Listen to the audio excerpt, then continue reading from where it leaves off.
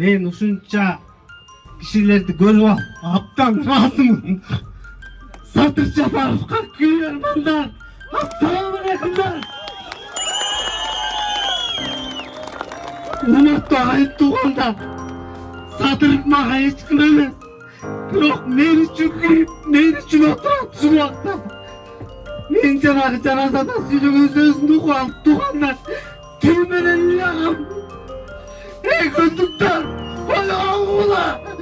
Мындай жолборс үчүн өлүп бергенге да даяр. Биздин мекен эң чоң коркунучта турат туугандар.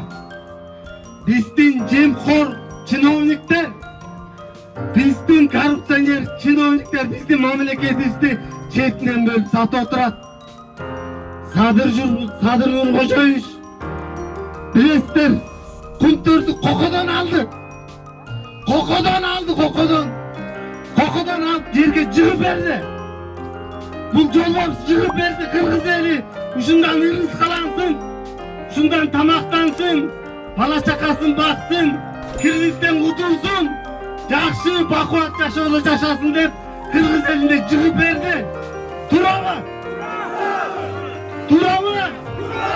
Садыр Жапаровго бостондук!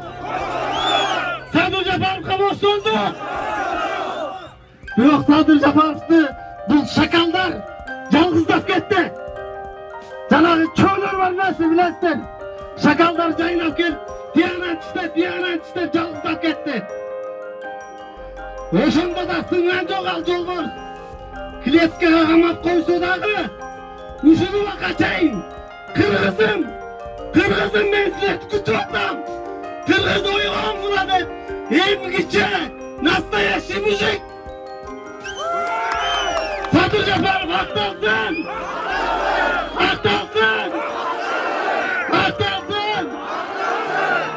Нуркожо атаңан кече мен Ден Суу айылына барып, Садыр байкенин үйүнө жатып конок болуп кеттим туугандар. Садыр Жапаров мечит салып бериптир. Ошол мечитке нур түшкөн экен туугандар. Мага ошол жактагылар айтып берди. Бул мечитке нур түшкөн. Экең сулук туугандар айткылачы, чынбы ошол? Чынбы? Бул нур түшкөн. Атасынын аты Нуркожо. Нурдун кожоюну деген сөз ал. Ошол Нуркожонун баласы Садыр. Урматтуу агайын туугандар, бул биздин кыргыз элинин эң чоң дөөлөтү, эң чоң байлыгы. Мындай баатыр 1000 жылда да жаралбайт. Бул Манас, Курманбек, Сейтек деген баатырларга барабар баатыр. Сынбайт, билет, муну баары билет. Биздин саясатчылар да билет. Мен күтүп албайм, кечирип коесуздар. Мен ага чейин күтүп албайм. Булардын шайлоосу чыгып, шайлоосу башталып, анан Садыр акталып, анан жеткиче дагы 30 жыл күтөлү. Дагы 30 жыл күтөсүңөр, я туугандар. Күтөсүңөрбү, айткылачы. Жемкорлор, жол бошоткула. Биякта Садыр деген жолборс келатат. Садыр деген баатыр келатат. Өзүңөр бошотуп койгула. Силер Садырды билесиңер. Садыр Нуркожоевич депутат болуп жүргөндө өзүң кандай алып жүргөн? Кандай сөздөрдү сүйлөнгөн? Кандай акчаларды көргөнсүң эле Садыр Нуркожоевичка? Ошондо Садыр Нуркожоевич ошол акчаны алып алып, жети өзүнөн кийинки 7 поколенияны багып жата берет эле. Жетет эле ошол Садыр Нуркожоевичке. А Садыр Нуркожоевич не деди? Жок деди. Мен муну албайм деди. Бул деген тарыхтын астында жооп бересиңер деп, сотто да тайманбай, сынбай ушуга чейин кыргыз элин күтүп отурат. Мына Баткендик бир тууганым айтып кетти. Баткендик бир тууган не деп айтты азыр? Биздики болгондо биз 1 саат эмес 1 мүнөт отургузбайт элек. Бирок мен ишенем. Көлдө деле ошондой намустуу балдар бар. Барбы?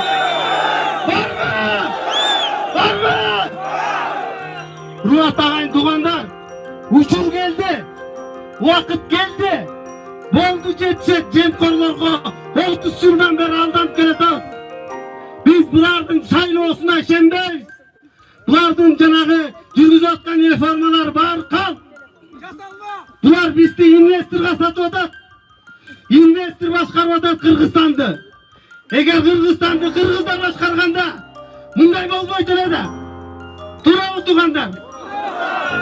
Кумтөр деген булардын оозторуна тыгып койгон чыбаркабы Садыр Жапаровду чыгара көрбө деп атат.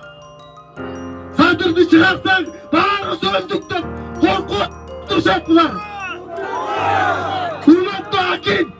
Урматтуу аким, бекер кетип калдыңыз. Ушул сөздү уксаңыз болмок. Жанагыларга жеткизсеңиздер болмок. Мына ордондун балдары турат. Туугандар, баарыңыздар мына шаарда агаларыңар бар, инилериңер бар. 4-төн 5-тен балдарын жетелеп алып, квартиралап жашап жүрүшөт. Туурабы? Бул камкор өкмөт буларды качан үйүнү жайын угат? Кыла албайт. Кыргызстандан акыран мигранттарды айдап атат. Бул атайын жүргүзүлгөн саясат. Бишкек Кыргызстанда кыргыздарды асайтып, анан башка жактан алып келет булар. Жумуш күчүн алып келет. Анын аты инвестор. Инвестор силерди байытат, силерге жумуш орун берет, силерди минтет, антет, жылгатат. Ушу чынбы? Каппы? Садыр Жапаров актасынбы? Бостандык! Бостандык! Бостандык! Бостандык!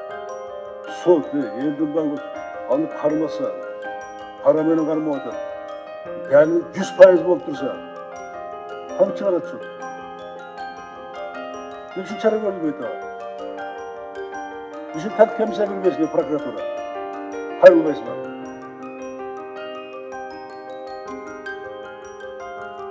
Эч нерсе болбогондой мына жүрөсүңөр. Бул эми бир эмес сот системасы эмес, бул деле прокуратура эмес. Мага сөз тийип атпайбы? Мен жасаганда болуп атпайбы? Мен ташып бергенде болуп атпайбы? Астыр отурасыңар былтый бардылар тең.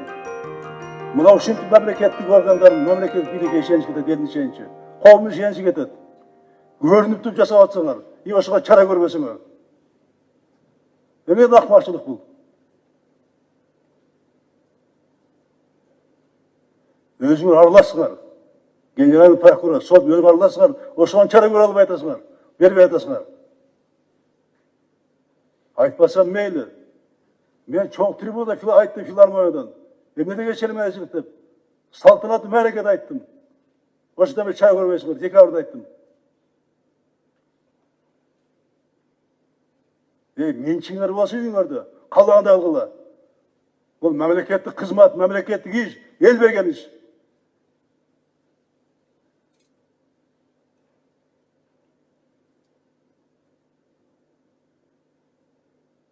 Отурасыңар балга бул тыйып. Не чара көрбөйсүңөр? Ал боюнча. Кантип коррупцияны жойсуңар? Ичиңерде коррупцияны жой албай. Кармап берген коррупционерди соттобой. Кантип коррупцияны күрөшөсүңөр? Сот ичинде, прокуратуранын ичинде. Кантип күрөшөсүңөр?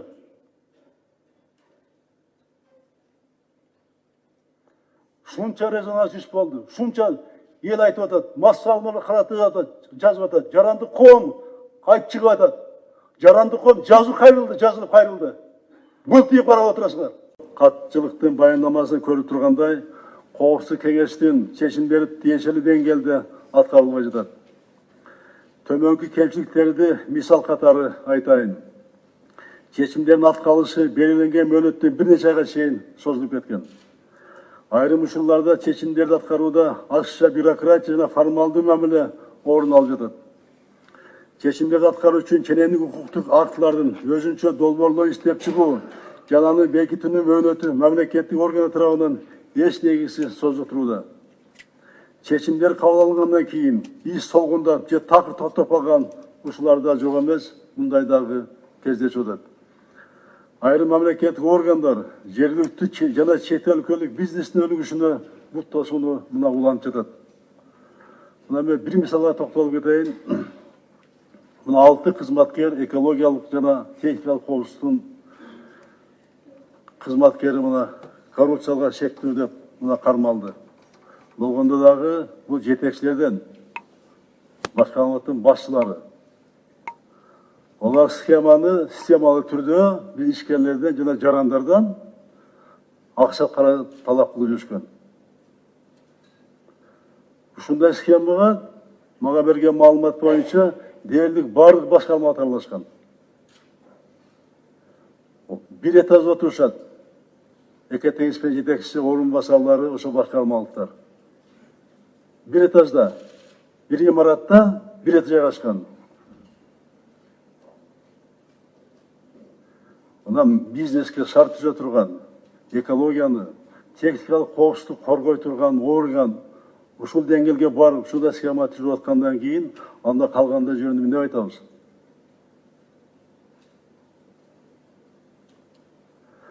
Бир этаж отуруп, жанында болуп, ошо жетекчи билбейт дейсиңерби? Билет да. Билет. Билбесе эч качан билбесе анда жерде отуруп эмне кылат?